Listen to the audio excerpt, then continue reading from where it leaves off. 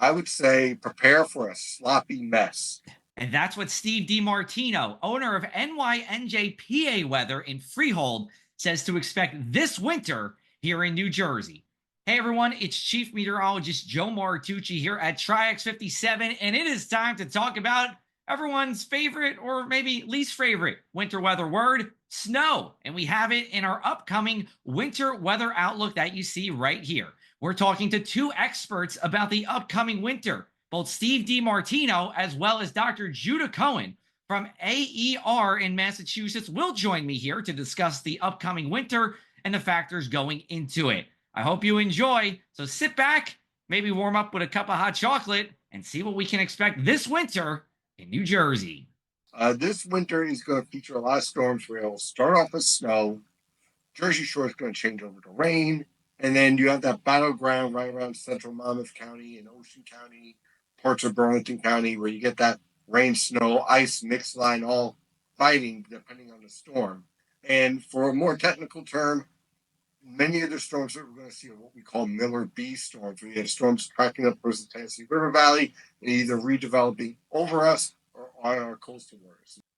Well, Steve has been forecasting winters for over a decade, and I asked him how he thought last winter went, both with his forecast and what he thought as a weather enthusiast. It was certainly better than the two previous years where we had no snow at all.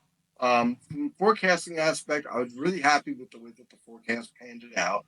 But as far as a snow lover, well, I could always use more. I'm kind of spoiled from 2010 and 11, where we had all those blockbuster snowstorms. But it was a typical El Nino year, so I was happy with what we got.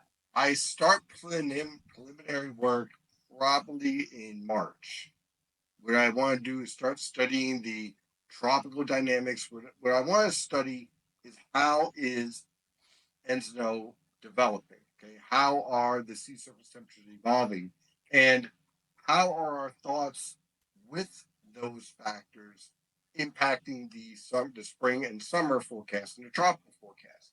So by studying those, we can pick up some errors that we're making, some changes that the models maybe didn't pick up very well, and start making those adjustments. Then we really start to dive into stuff like snow growth in Siberia, sea ice, the evolution of the polar vortex, more as we move into August, September, and October.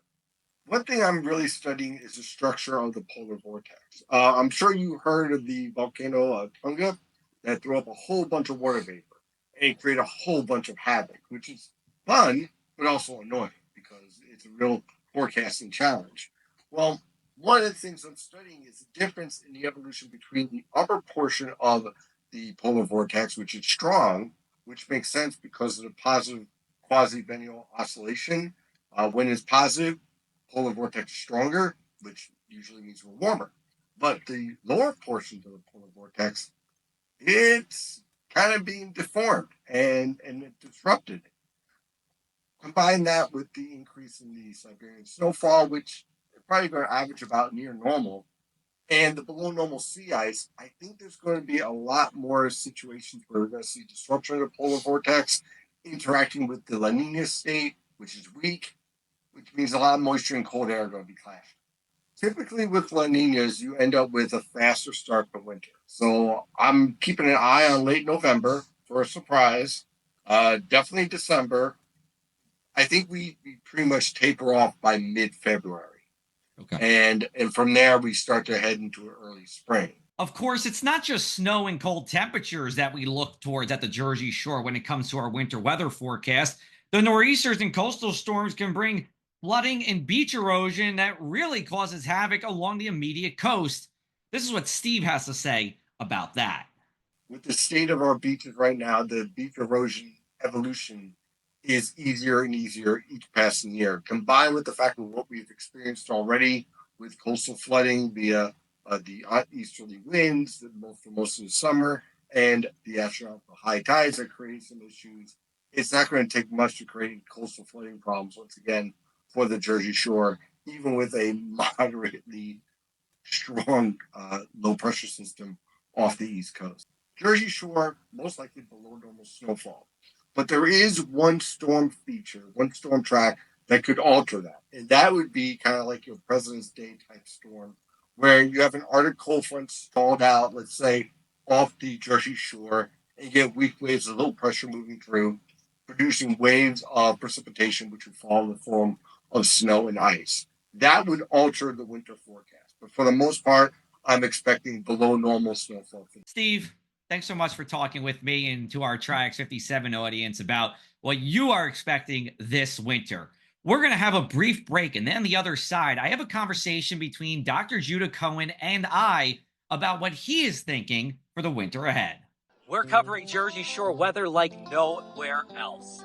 Hey everyone, I'm Chief Meteorologist Joe Martucci here at Triax 57, and now we're in a new era covering Jersey Shore weather from Sandy Hook all the way down to Cape May. Yeah, Joe! What's up?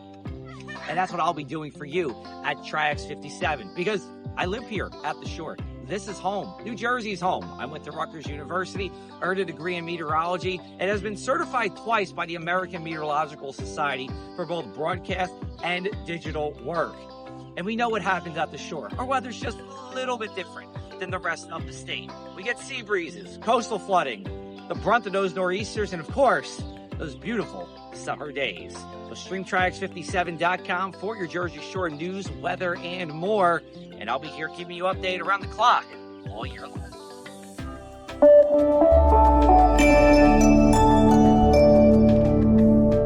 When we talk about winter weather forecasting, when do you start looking for the winter ahead? And about how many hours do you think it takes you to put together, a complete winter outlook? Well, for me, October is the real beginning of winter. Then maybe start reading the tea leaves, might the winter. I mean, the seasonal forecast started as taking snow cover extent across Eurasia in the month of October and making actually a northern hemisphere temperature forecast. So, our winter forecast, sort of my focus, starts with the snow cover extent as it goes across Eurasia in the month of October. So briefly, that relationship is if there's more above normal snow cover extent, so it's how much area is covered by snow. It's not like the depth or anything. The more snow, the weaker the polar vortex. And when you get a weak polar vortex, we could talk about the polar vortex. But what's important is that when you have a weak polar vortex, you tend to get more severe winter weather across the northern hemisphere, the entire northern hemisphere. Talk to us about the state of the El Nino Southern Oscillation. Where are we as we go into winter? Yeah, so it's a little different this year. It's not going to be a moderate to strong event. It looks to be a weak La Nina. La Nina start to favor colder weather and then across like the northwestern U.S., warmer weather across the southeast. You kind of get this dipole. The mid-Atlantic is with that, definitely with the warmer dipole, in the southeast. So the mid-Atlantic with La Nina is typically has a warmer than normal winter. Though, again, with the weak signal, I wouldn't bank on it too much or emphasize it. But and it tends also to be drier. So with wetter in the western U.S. Okay. Turning to New Jersey and the Northeast, where you're from, it's your home. What are the other factors that you've been looking at when it comes to this winter forecast? And what is that telling you about the upcoming winter ahead here? Yeah, so snow cover is the first thing that I started looking at. I also, over recent years, are putting more and more emphasis on Arctic sea ice extent. So like snow cover, it's regionally focused or dependent. So, the research has shown that the area that most important for affecting, again, the polar vortex is and the Barents Kara Sea. So a lot of people may not know where that is, but that's kind of near Scandinavia and Western Russia, that area of the Arctic. So if sea ice is low there, then again, the polar vortex tends to be weaker and you have more colder weather in the mid latitudes. Do you see any times of the year when the polar vortex could weaken and, weaken its kind of spin at the top of North Pole and come down into North America? Well, when you get a breakdown of the polar vortex, kind of these disruptions, they're favored in January and February. So that would be the time to look for. But it takes time to change a lot about weather is like turning around that aircraft carrier, it's only very slowly. So it takes time. So, I mean, it's what happens in the late fall, early winter is very influential with these breakdowns of the polar vortex, which tend to happen. I mean, they can happen as early as December, but more likely in January and February. Let's recap what this winter will mean for you here at the Jersey Shore. We'll start off with December, and we are expecting cold weather for the first half of the month here. And the snow, though, will be few and far between. Now, the question is, will the polar vortex show up? Now, it looks like it does, but just in case it does not, winter, as we know it, may be done after the month of December, as we won't really reload with any cold Arctic air and potential snowstorms for the rest of the season here. We'd be influenced by milder Pacific air. January, to that point, looks to be a January thaw. Maybe we get one cold shot. It is the coldest month of the year on average, so that's certainly expected. However, expect number of days with highs in the 50s and 60s here, and there'll still be coastal storms with rain, with coastal flooding, but most of this should be of the wet, not wintry variety. Then we go to February here, which looks to be more of the same as January in the first half of the month, mild with some storminess. The second half, though, features our second best chance for deep snow and cold, along with what we're seeing in the first half of December. But again, we need that polar vortex to certainly arrive at some point during the month. If it does in December, then we'll get that second half deep winter cold and chill. If it doesn't, the rest of February looks to be at or above average with our temperatures. And then we go to March here, which looks to be a month not as wintry as it could be here. Average amount of storminess. Although, if you live at the Jersey Shore, you know that March is not necessarily a spring month either. Even on average, we get those chilly sea breezes that help to keep us much cooler than places like Philadelphia or Trenton furthest inland. This is a look at your 2024-2025 winter outlook here at Triax 57. I'm Chief Meteorologist Joe Martucci.